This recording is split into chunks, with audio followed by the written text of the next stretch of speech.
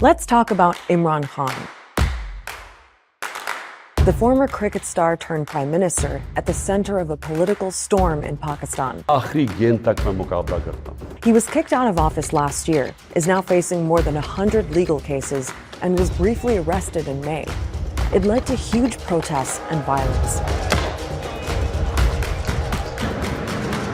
Khan says he's the victim of a conspiracy to force him out of politics for good. What is happening right now is not because of me. People in Pakistan are really divided over Imran Khan. His supporters see him as the only hope for the country, Imran has basically become a prophet of change. while his opponents accuse him of spreading lies and fueling a toxic style of politics. This became a two-way fight of rhetoric of like good versus evil. So who is Imran Khan? Why is he so divisive? And why is politics in Pakistan in such chaos right now?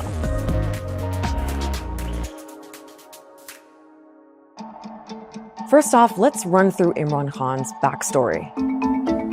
He was born into an upper-class family in Lahore and went to an elite high school. He studied at Oxford University in England, but it was his cricketing career that made him into a superstar.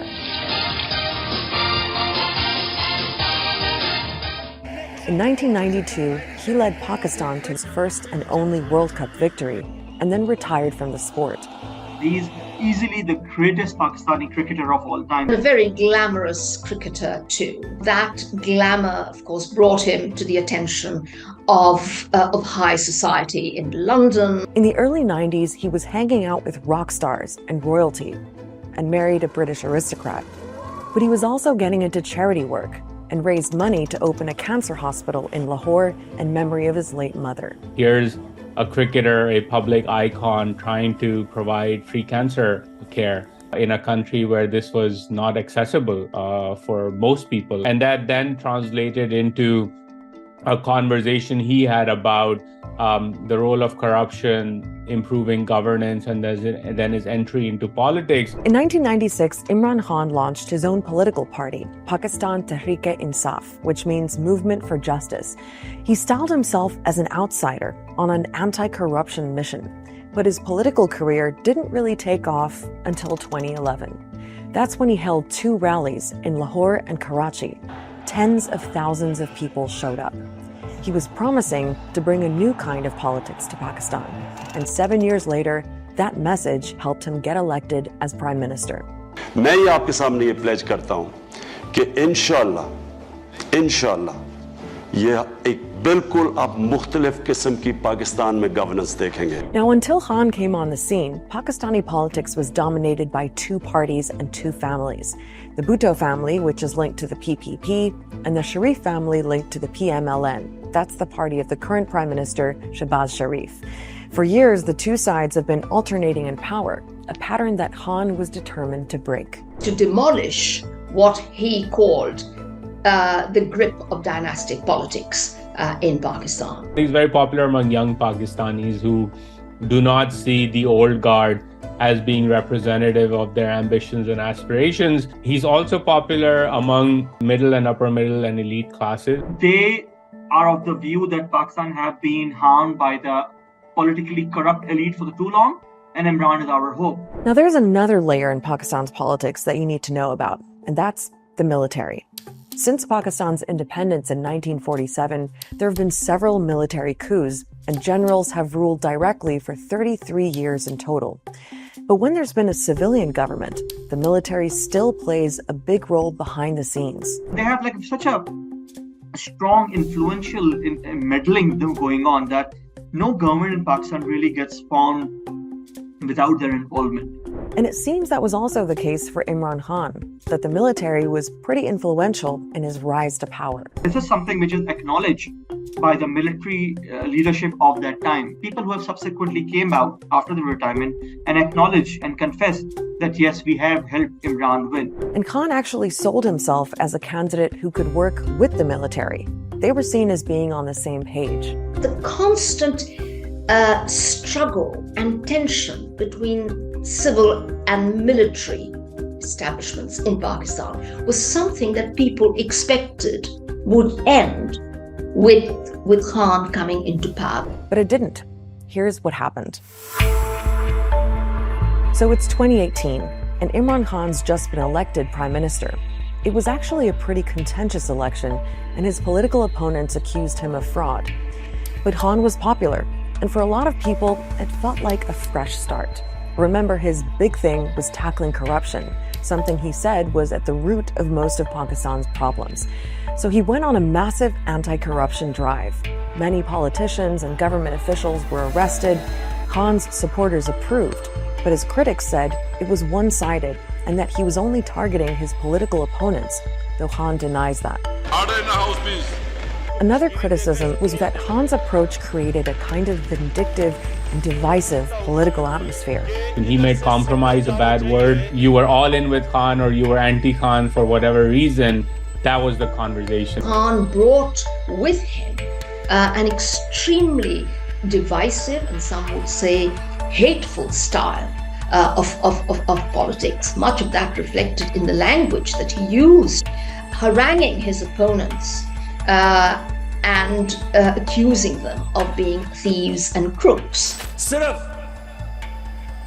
हम जिससे मुफाहमत कभी नहीं करेंगे वो लोग हैं जिन्होंने पाकिस्तान की अवाम का पैसा चोरी करके मुल्क से बाहर लेके गए.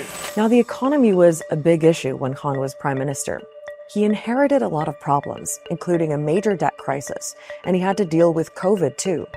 But the bottom line was that living conditions for most Pakistanis didn't improve under Khan. Inflation soared and the value of the currency fell. As the economic stress mounted, people sort of began questioning, what this hope and change mantra was all about. And I think that began to then erode his popularity. Overall, your democratic, your human rights, these things were being impacted. Politicians were thrown in jail, things like that. But economy was also being impacted. And along with these things, Imran's relationship with military also started fracturing. Now, it's hard to know exactly how Khan's relationship with the military broke down because this is behind-the-scenes kind of stuff. But strains developed after a couple of years with Khan as prime minister. It seems the military wasn't happy about the way things were looking. The economy was in bad shape. And on foreign policy, Khan seemed to be going his own way with a more anti-Western approach. There was a reported disagreement, too, over the intelligence chief, who was supposed to leave his job after 3 years, as per military policy, but Khan wanted him to stay. It was kind of a straw that, if not broke the camel's back, it really made things irreparable from that time onward. It's always been a marriage of unequals. Every time a politician or a political party has allied itself with Pakistan's military, they always get hurt by it. By 2022, it seemed pretty clear that the military was pulling their support from Khan by standing back so the opposition parties could go after him. Those parties held a no-confidence vote in parliament, Khan lost, and Shehbaz Sharif replaced him as prime minister. So what's happened since then? Well, Imran Khan's been fighting back against what he says was a conspiracy to remove him from power. He used to claim, when he was being ousted or close to it, that there was an American conspiracy. Within a few months, Khan's tune had changed. It has moved from a conspiracy hatched abroad to a conspiracy hatched at home. He has also singled out the serving army chief as having some kind of personal grudge against him.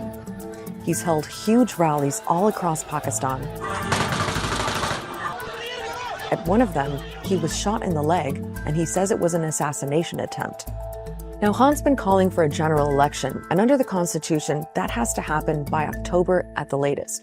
But Khan says his opponents are using a mountain of legal cases, more than 100, to try to exclude him from running. Every other day, there's some sort of case which comes up in a court appearance. They include all sorts of allegations, from corruption to terrorism, even attempt to murder. The military establishment, they're too scared for elections because they're scared I will win. So because of that, they're doing everything to make sure that I get out of the race. Being convicted on any one of these would lead to his disqualification, which is, I think, what they are trying for. It all got pretty dramatic in May, when Khan was arrested in connection with one of the cases. Anger against the arrest of Imran Khan has turned into violent confrontations. Tear gas shells have been fired at this crowd, blocking the main highway towards Islamabad. These are the protesters, and that in the distance is the police line. And since that violence, thousands of people linked to Khan's party have been detained, including senior leaders. An absolutely massive crackdown. Undeniably, the state has really come down hard on Imran and his party in a very brutal manner. The government is using similar tactics that he tried to use against them, and it's taken things to the next level. To his supporters, Imran Khan is the ultimate political victim. And everything that's happened in the last year or so has actually boosted his popularity. ये लोग जितना उसको दोबारा ना अल्लाह उसको ऊपर ला रहा है, अल्लाह इज्जत दे रहा है उसको, अल्लाह लाने वाला है। जो खान साहब कहते हैं बिल्कुल सही है, हम तो अपने लीडर के साथ हैं। By all accounts, Imran Khan today is Pakistan's most popular politician. I think there is agreement that if elections were to be held tomorrow, he would win. So Imran Khan is as popular as he's ever been. And disillusionment with the current government of Shehbaz Sharif probably has something to do with that. There's a full-blown economic crisis. Pakistan is running out of foreign currency and could soon default on its debts if it can't secure more loans.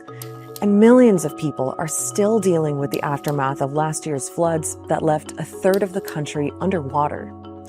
So while this brutal political fight is going on, there are so many other urgent problems stacking up. 4 million people just over a few months have fallen below the poverty line. And I don't think any segment of elite society, politically or institutionally in Pakistan, and that includes the military, has an answer to solving these problems. And that's the real tragedy here. Complete chaos happening.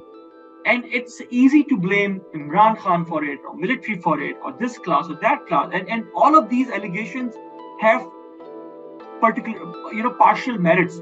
But ultimately, the people who are suffering are the people of Pakistan, the country as a whole.